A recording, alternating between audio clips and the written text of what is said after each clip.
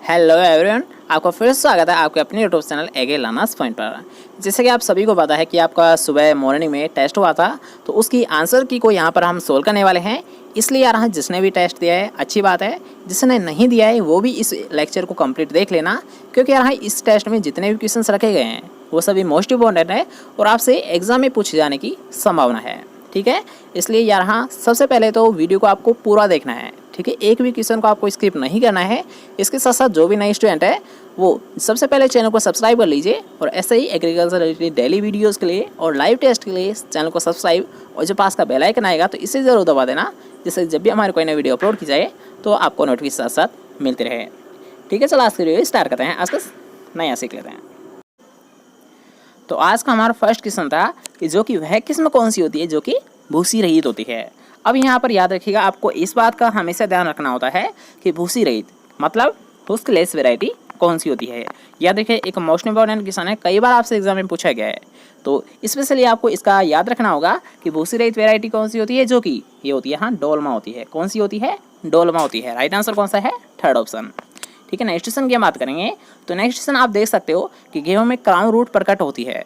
ठीक है, ये तो आप जानते होंगे, जो क्राउन रूट नीनीसन अवस्था आती है ये कितने दिन बाद में आती है? गेहूं में बुआई करने के 21 दिन बाद में निकलती है। ठीक है, सीआरआई स्टेज आपने सभी ने लगभग कई बार इसे पढ़ा है, हजारों बार इसे पढ़ा होगा। और सीआरआई की फुल फॉर्म क्या होती है ये भी आपको पता होना चाहिए। तो क्या होती है? Crown root initiation. क्या होती है सीआरआई की फुल फॉर्म? ये होती है क्राउन रूट इनिशिएशन। ठीक है, ये दोनों तो क्वेश्चन आपको सभी को पता है, लेकिन अब आपको ये भी तो पता होना चाहिए जो क्राउन रूट है ये कहाँ पर निकलती है, फिर क्या होती है। तो अगर हम बात करते हैं क्राउन रूट, तो ये याद रखिएगा मृदा सतह की तो नीचे निकलती है, परंतु जो बीज होता है उसके ऊपर निकलती है। क्राउन रूट कहाँ पर निकलती है? मृदा सतह के नीचे, लेकिन बीज के ऊपर निकलती है। ठीक है, याद रखिएगा। नेक्स्ट क्वेश्चन की बात करेंगे। नेक्स्ट क्वेश्चन यार एक सिलेक्टेड क्वेश्चन है, एक वेरी वेरी इंपॉर्टेंट क्वेश्चन है। इसे आप नोट कर सकते हो कि चने की अवरोधी किस्में किस रोग के प्रति प्रतिरोधक क्षमता रखती है, तो कौन सा रोग होता है? याद रखिएगा, यहाँ पर आपको स्पेशली पूछा गया अवरोधी किस्में। ठीक है, सबसे पहले जो क्वेश्चन पूछा जाता है वो पूछा जाता है कि अवरोधी किस्में किस फसल की होती है। तो याद रखिए, इसी क्वेश्चन से आपके दो मोस्ट इंपॉर्टेंट क्वेश्चन बन रहे हैं। फर्स्ट क्वेश्चन, अवरोधी किसकी किस्म होती है? चने की होती है। सेकंड क्वेश्चन कि जो अवरोधी किस्म होती है चने की, एक किस रोग के प्रति प्रतिरोधक क्षमता रखती है? तो ये रखती है हाँ विल्ट के प्रति, उकठा के प्रति प्रतिरोधक क्षमता रखती है। किसके प्रति रखती है? विल्ट या उकठा रोग के प्रति प्रतिरोधक क्षमता रखती है अवरोधी किस्म। ठीक है, दोनों क्वेश्चन याद रहेंगे। नेक्स्ट क्वेश्चन की बात करेंगे। नेक्स्ट क्वेश्चन आपसे पूछा गया है कि ए वैल्यू कॉन्सेप्ट, ए वैल्यू अवधारणा किसने व्यक्त की थी, मतलब किसके द्वारा दी गई थी। तो अब यहाँ पर आप याद रखिएगा, ये भी एक सिलेक्टेड क्वेश्चन है। ठीक है, ये भी आपसे कई बार पूछा गया है, तो इस क्वेश्चन को यहाँ पर रट सकते हो, आप नोट कर सकते हो कि सोरेनसन के द्वारा, बैकेट के द्वारा, फील्ड के द्वारा, फिर डिन और फ्रेड के द्वारा। तो अगर हम बात करते हैं ए वैल्यू कॉन्सेप्ट, तो ये याद रखिए, ये क्वेश्चन भी हमने आपको कई बार क्लियर करवाया है। तो ये किसके द्वारा दिए गए थे ए वैल्यू कॉन्सेप्ट? तो ये दिए गए थे यहाँ डिन और फ्रेड के द्वारा दिया गया था। किसके द्वारा दिया गया था? डिन और फ्रेड के द्वारा दिया गया था। इसके द्वारा यहाँ अवेलेबल सल्फर और फास्फोरस की मात्रा ज्ञात की जाती है। किसकी मात्रा ज्ञात की जाती है? जो कि यहाँ सोइल में जो अवेलेबल मतलब जो उपलब्ध सल्फर और फास्फोरस होता है, तो इन दोनों की मात्रा को ज्ञात करने के लिए किसका प्रयोग किया जाता है? ए वैल्यू कॉन्सेप्ट का प्रयोग किया जाता है, और जो कि किसके द्वारा दी गई थी? डिन और फ्रेड के द्वारा दी गई थी। ठीक है, क्वेश्चन समझ आ गया। नेक्स्ट क्वेश्चन की बात करेंगे। तो नेक्स्ट क्वेश्चन आपसे पूछा है उपास 120 किसकी किस्म होती है। तो ये भी यार कई बार आपसे पूछा गया है क्वेश्चन। ठीक है, और ये तो आप सभी के लिए कॉमन क्वेश्चन है, क्योंकि इस क्वेश्चन को हमने आपको कई बार टेस्ट में भी दे रखा है, और एक कॉमन क्वेश्चन भी है कि उपास 120 किसकी किस्म होती है? अरहर की होती है। किसकी होती है यार? हाँ, अरहर या रेड ग्राम की होती है। याद रखिएगा कि उपास 120 किसकी होती है? अरहर या रेड ग्राम की वेराइटी होती है। और इसके साथ साथ एक और पॉइंट आप नोट कर सकते हो कि एक्स्ट्रा अर्ली मैच्योरिटी वेराइटी होती है। क्या होती है? एक्स्ट्रा अर्ली मैच्योरिटी वेराइटी होती है, मतलब बहुत जल्दी ये पक जाती है। ठीक है, शॉर्ट ड्यूरेशन की क्रॉप होती है। ठीक है, इसे भी आप नोट कर सकते हो। नेक्स्ट क्वेश्चन की बात करेंगे। तो नेक्स्ट क्वेश्चन आपसे पूछा है अरुणा किस फसल की उन्नतशील किस्म होती है। तो अगर हम बात करते हैं अरुणा, तो अरुणा किसकी होती है? इसी से नाम से स्पष्ट हो रहा है अरुणा, तो ऐसे क्या बनेगा हमारा? हरंडी। अरुणा किसकी होती है? उन्नतशील वेराइटी या फिर म्यूटेंट वेराइटी। याद रखिएगा, एक उत्परिवर्तित किस्म है। अरुणा क्या होती है? एक उत्परिवर्तित किस्म है, और ये किसकी होती है? अरंडी की होती है। किसकी होती है? अरंडी की होती है। मतलब राइट आंसर कौन सा है? Third option. ठीक है, नेक्स्ट क्वेश्चन की बात करेंगे। तो नेक्स्ट क्वेश्चन आपसे पूछा गया है कि पर्णहरित का मुख्य घटक कौन सा होता है, मतलब यहाँ मेन जो कंपोनेंट होता है पर्णहरित का, क्लोरोफिल का, वो कौन सा होता है। तो यहाँ पर आप पहले ऑप्शंस देख लीजिए और साथ साथ आप कमेंट सेक्शन में बताते जाइए कि कॉपर होता है, तांबा होता है, मोलिब्डेनम होता है, फिर मैग्नीशियम होता है। तो अगर आपसे कभी भी पूछा जाता है पर्णहरित या क्लोरोफिल का जो मुख्य कंपोनेंट होता है, मुख्य घटक होता है, तो कौन सा होता है, मैग्नीशियम होता है। कौन सा होता है, मैग्नीशियम होता है। ठीक है, नेक्स्ट क्वेश्चन की हम बात करेंगे। नेक्स्ट क्वेश्चन आपसे पूछा गया है कि धान की एक उत्परिवर्तित किस्म कौन सी है। ठीक है, यहाँ पर पूछा गया म्यूटेंट वेराइटी सॉरी, कौन सी वेराइटी पूछी गई है, म्यूटेंट वेराइटी पूछी गई है। तो यहाँ पर पहले आप ऑप्शंस देख लीजिए कि जगन्नाथ, सतारी, दोनों या फिर जया। तो इनमें से आपने क्या राइट आंसर बताया, तो जल्दी से कमेंट सेक्शन में बताइए। तो अगर हम बात करते हैं यहाँ धान की एक उत्परिवर्तित किस्म कौन सी होती है, म्यूटेंट वेराइटी कौन सी होती है, तो याद रखिएगा जगन्नाथ और सतारी। कौन कौन सी होती है यहाँ, जगन्नाथ और सतारी, ये दोनों ही क्या होती है, धान की यहाँ म्यूटेंट वेराइटी होती है, उत्परिवर्तित किस्म होती है। तो राइट आंसर क्या होगा, थर्ड ऑप्शन। ठीक है, याद रखिएगा एक कॉमन क्वेश्चन ये भी आपसे कई बार पूछा गया है कि धान की उत्परिवर्तित या फिर म्यूटेंट वेराइटी कौन कौन सी होती है, याद रखिएगा जगन्नाथ और सतारी होती है। ठीक है, नेक्स्ट क्वेश्चन की हम बात करेंगे।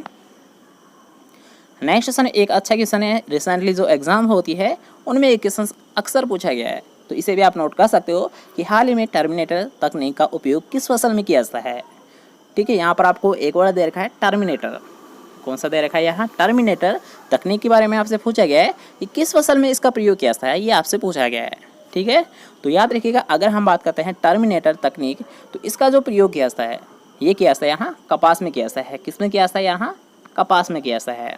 ठीक है, याद रखिएगा टर्मिनेटर तकनीक का प्रयोग किस फसल के लिए किया जाता है, किस फसल में किया जाता है, ये किया जाता है कॉटन में किया जाता है, कपास में किया जाता है, जिसे सफ़ेद सोना के नाम से भी जाना जाता है।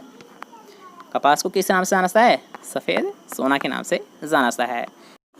और अगर हम बात करते हैं कपास की फैमिली, तो कपास किस कुल का सदस्य होता है, ये होता है मालवेसी का सदस्य होता है। ठीक है, अब यहाँ पर याद रखिएगा जितने भी जो एक्स्ट्रा क्वेश्चन आपको बताए जाते हैं वीडियो के साथ साथ उन सभी को भी याद रखिएगा, क्योंकि यहाँ ये क्वेश्चन से वही क्वेश्चन रहते हैं जो कि आपसे अक्सर एग्जाम में पूछे जाते हैं। ठीक है, नेक्स्ट क्वेश्चन है, उससे पहले अगर आपको वीडियो पसंद आई है, वीडियो को अभी तक लाइक नहीं किया है, तो जल्दी से वीडियो को लाइक कीजिए, इस वीडियो को अपने दोस्तों के साथ शेयर कीजिए, और चैनल को अभी तक सब्सक्राइब नहीं किया है तो जल्दी से चैनल को सब्सक्राइब और जो पास का बेल आइकन आएगा तो इसे ऑल पर जरूर दबा देना, जिससे जब भी हमारा कोई नई वीडियो अपलोड की जाए तो आपको नोटिफिकेशन साथ साथ मिलती रहे। ठीक है, चलो नेक्स्ट क्वेश्चन की हम बात करते हैं। तो नेक्स्ट क्वेश्चन आपसे पूछा गया था कि निम्नलिखित में से किस फसल में कंपोजिट एवं सिंथेटिक किस्मों का प्रयोग किया जाता है। अब यहाँ पर याद कंपोजिट और सिंथेटिक, ठीक है, ये मुख्यतः दो किस्में होती है, दो प्रकार की किस्में होती है। ठीक है, जिनको जैसे कि उत्पन्न किया जाता है तो उस टाइम ये यूज़ किया जाता है कंपोजिट और सिंथेटिक। ठीक है, तो यहाँ पर पूछा गया कंपोजिट और जो सिंथेटिक किस्मों का यूज़ किया जाता है वो किस फसल में किया जाता है। ठीक है, तो याद रखिएगा ये सबसे ज़्यादा अप्लाई किया जाता है कंपोजिट और सिंथेटिक, ये किया जाता है यहाँ मक्के में किया जाता है। किस में किया जाता है, यहाँ मक्के फसल में किया जाता है। ठीक है, नेक्स्ट क्वेश्चन की हम बात करेंगे। तो नेक्स्ट क्वेश्चन आपको कल ही हमने सोल्व करवाया था कि लाल मृदा का सर्वाधिक क्षेत्रफल किस एरिया में होता है या फिर कहाँ पर होता है, तमिलनाडु में, कर्नाटक में। यहाँ पर आप देख सकते हो कि तमिलनाडु, कर्नाटक, पश्चिम बंगाल या फिर उड़ीसा। तो हमने आपको कई बार बताया है कि लाल मृदा, ठीक है, इसका सर्वाधिक क्षेत्रफल कहाँ पर होता है, तमिलनाडु में होता है। कहाँ पर होता है, तमिलनाडु में होता है। नेक्स्ट क्वेश्चन की हम बात करेंगे। तो नेक्स्ट क्वेश्चन आपसे पूछा है मृदा विन्यास, सोइल टेक्सचर किसके द्वारा बदला जा सकता है। तो यहाँ पर पहले आप ऑप्शन देख लीजिए कि उर्वरक का प्रयोग करके, खाद का प्रयोग करके, टिलेज क्रिया अपनाकर, या फिर इनमें से कोई नहीं। तो आप जल्दी से लाइव सेक्शन में जल्दी से बताइए कि इसका राइट आंसर क्या होगा, कि सोइल टेक्सचर को आप किसके द्वारा बदला जा सकता है या फिर किसके द्वारा आप बदल सकते हो, कि उर्वरक का प्रयोग करके, खाद का प्रयोग करके, टिलेज द्वारा, या फिर इनमें से कोई नहीं। तो इसका राइट आंसर क्या है, यहाँ फोर्थ ऑप्शन है। ठीक है, यहाँ सोइल टेक्सचर को कभी भी बदला नहीं जा सकता है। मतलब यहाँ एक परमानेंट गुण होता है सोइल का, वो कौन सा होता है, सोइल टेक्सचर होता है, मृदा विन्यास होता है, जिसे कभी भी बदला नहीं जा सकता है। ठीक है, इस क्वेश्चन को हमने आपको एक नोट डाल के बताया भी था कि इस क्वेश्चन को आप हमेशा ध्यान रखना कि सोइल टेक्सचर को कभी भी चेंज नहीं किया जा सकता है। ठीक है, नेक्स्ट क्वेश्चन की बात करते हैं। तो नेक्स्ट क्वेश्चन आपसे पूछा गया है कि मृदा का स्थायी गुण कौन सा है। तो ये भी तो क्वेश्चन यही तो है, अभी हमने आपको बताया कि एकमात्र परमानेंट गुण कौन सा होता है, सोइल टेक्सचर होता है। कौन सा होता है, सोइल टेक्सचर होता है। और सोइल टेक्सचर का मतलब राइट आंसर कौन सा है, मृदा विन्यास होता है। कौन सा होता है, यहाँ स्थायी गुण है जिसे कभी भी बदला नहीं जा सकता है, तो कौन सा गुण होता है, मृदा विन्यास होता है। ठीक है, नेक्स्ट क्वेश्चन की हम बात करेंगे। तो नेक्स्ट क्वेश्चन आपसे पूछा है किस फसल में सबसे ज़्यादा कीटनाशक दवाओं का प्रयोग कैसा है। मतलब यहाँ पर याद रखना आपसे पूछा है इंसेक्टिसाइड का सबसे ज़्यादा यूज़ कैसा है। तो याद रखिएगा अगर आपसे पूछा है इंसेक्टिसाइड, ठीक है, यहाँ पर याद रखिएगा थोड़ा सा कि अगर आपसे पूछा था सबसे ज़्यादा इंसेक्टिसाइड का प्रयोग किसमें किया जाता है, किस फसल में किया जाता है, तो वो किया जाता है कपास में किया जाता है। सबसे ज़्यादा कीटनाशक दवाओं का प्रयोग किसमें किया जाता है, कपास में किया जाता है। लेकिन अगर आपसे यहाँ पर ये क्वेश्चन पूछा जाता है कि खरपतवारनाशी का सबसे ज़्यादा प्रयोग कहाँ पर किया जाता है, किस फसल में किया जाता है, तब आपका राइट आंसर क्या होता है, यहाँ धान फसल होता है। ठीक है, दोबारा से देख लीजिए, आप गलत मत करके आना कि अगर आपसे पूछा जाता है कि ऐसी कौन सी फसल है जिसमें सबसे ज़्यादा कीटनाशक दवाओं का प्रयोग कैसा है, तो आपका राइट आंसर क्या होगा, कपास होगा। ठीक है, लेकिन बाई चांस आपसे ऐसे पूछा जाता है कि सबसे ज़्यादा वीडीसाइड का प्रयोग किस फसल में किया जाता है, तब आपका राइट आंसर क्या होगा, यहाँ धान फसल होगा। क्या होगा, धान फसल होगा। ठीक है, याद रखिएगा। ओके, नेक्स्ट क्वेश्चन की हम बात करेंगे। इसके पहले आपका शायद कल एक क्वेश्चन गलत हो गया था जल्दीबाजी में। ठीक है, डीएपी से संबंधित आपने एक क्वेश्चन किया था हमने। ठीक है, उसमें आपसे पूछा गया था नाइट्रोजन, और मैंने जल्दीबाजी में फास्फोरस का बता दिया था। ठीक है, उसमें पूछा गया था नाइट्रोजन, तो नाइट्रोजन तो कितना होता है, 18% होता है, और फास्फोरस यहाँ 46% होता है। ठीक है, आप देख सकते हो कि कल हमने आपको बताया था डीएपी, डाई अमोनियम फास्फेट में जो फास्फोरस कंटेंट होता है ये कितना होता है, 46% होता है। और अगर हम बात करते हैं नाइट्रोजन, तो नाइट्रोजन कितना होता है, 18% होता है। ठीक है, इसे अगर आपने नोट किया है तो इसे सही कर लीजिएगा कि फास्फोरस 46 होता है, नाइट्रोजन कितना होता है, 18% होता है। ठीक है, और मिस्टेक के लिए सॉरी, कभी कभी हो जाता है। ठीक है, आप नोट कर लिया करो ऐसे, और बता दिया करो कमेंट में अगर कोई भी गलती होती है, तो कभी कभी हो जाती है। देख, गलती हम कोई गौर तो है नहीं कि गलती नहीं होती है, बल्कि हो जाती है। ठीक है, तो आप एक बार उसे नोटिस कर लिया करो। अगर कोई भी गलती पाती है आपको, तो आप कमेंट सेक्शन में आप बता सकते हो। ठीक है, नेक्स्ट क्वेश्चन की हम बात करेंगे। तो नेक्स्ट क्वेश्चन आपसे पूछा गया है मृदा संरचना का संबंध किससे होता है। तो अगर हम बात करते हैं मृदा संरचना, तो अब यहाँ पर आप डायरेक्ट ये पता लगा सकते हो कि यार हम मृदा संरचना किसे कहते हैं। मतलब अगर आपको इसकी डेफिनेशन याद है तो वही तो आपका राइट आंसर है। यही तो आपसे पूछा गया है कि मृदा संरचना क्या होता है या फिर इसका संबंध क्या होता है। तो यहाँ पर आप पहले देख लीजिए कि मृदा कणों के आकार का वितरण, मृदा कणों की व्यवस्था, मृदा कणों का पुंजन या फिर जलधारण क्षमता। तो जलधारण क्षमता हो ही नहीं सकता, पुंजन में नहीं हो सकता। इन दोनों में आपको कंफ्यूज होना चाहिए था, लेकिन इनमें भी आपको कंफ्यूज नहीं होना है। याद रखिएगा, अगर आपसे पूछे थे सोइल स्ट्रक्चर, तो सोइल स्ट्रक्चर क्या होता है, कणों की व्यवस्था होती है। याद रखा, जो सोइल पार्टिकल्स होते हैं, सोइल जो पार्टिकल्स होते हैं, इनका जो अरेंजमेंट होता है, याद रखिएगा सोइल पार्टिकल्स का अरेंजमेंट ही क्या कहलाता है, सोइल स्ट्रक्चर कहलाता है। दोबारा से देख लीजिए कि जो सोइल के पार्टिकल्स होते हैं इनका अरेंजमेंट ही क्या कहलाता है, इनका प्रबंधन ही क्या कहलाता है, मृदा संरचना कहलाता है। मतलब राइट आंसर कौन सा है, सेकेंड ऑप्शन। क्या है आपका right answer, second option. Soil particles का अरेंजमेंट ही क्या कहलाता है, सोइल स्ट्रक्चर कहलाता है। नेक्स्ट क्वेश्चन आपसे पूछा गया है ध्रुमक कीटनाशी कौन सा होता है। तो अगर हम बात करते हैं यार ध्रुमक, मतलब यहाँ धुआं जिसके द्वारा की जाती है, ठीक है, धुआं के द्वारा कीटों को नियंत्रित किया जाता है या फिर उन्हें मारा जाता है, तो वो कौन सा होता है। तो याद रखिएगा वो होता है मिथाइल ब्रोमाइड होता है। कौन सा होता है, ध्रुमक शाकनाशी या फिर कीटीसाइड, ये होता है यहाँ, ये होता है मिथाइल ब्रोमाइड होता है। क्या होता है, मिथाइल ब्रोमाइड होता है। ठीक है, नेक्स्ट क्वेश्चन की हम बात करेंगे। तो नेक्स्ट क्वेश्चन आपसे पूछा है इनमें से कौन सी बीटी ट्रांसजेनिक कपास का उदाहरण है। ठीक है, ये तो आपने कई बार सुना है कि बीटी कपास, लेकिन यहाँ पर आपसे ऐसी किस्म पूछी गई जो कि बीटी कॉटन है। ठीक है, तो कौन सी यहाँ पर ज़्यादातर होती है, वारालक्ष्मी होती है, बोलगार्ड होती है, फिर NK-44 होती है। तो आपने राइट आंसर क्या बताया थे, जल्दी से कमेंट सेक्शन में बताइए कि इनमें से कौन सी बीटी कपास का उदाहरण होता है, ज़्यादातर होता है, वारालक्ष्मी होता है, बोलगार्ड होता है, फिर NK-44 होता है।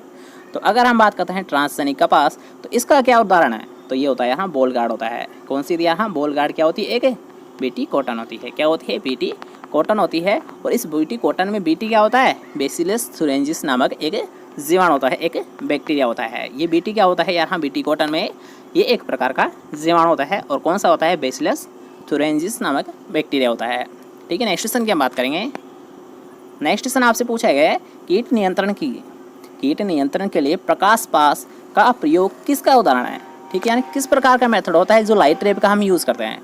प्रकाश पास मतलब लाइट ट्रैप। और लाइट ट्रैप का प्रयोग कैसे करते हैं, हमने आपको एक बार बताया भी था कि हमारा जो खेत होता है उसके चारों तरफ क्या कर देते हैं, या फिर किसी भी किनारे पर हम क्या कर देते हैं, सफ़ेद लाइट लगा देते हैं।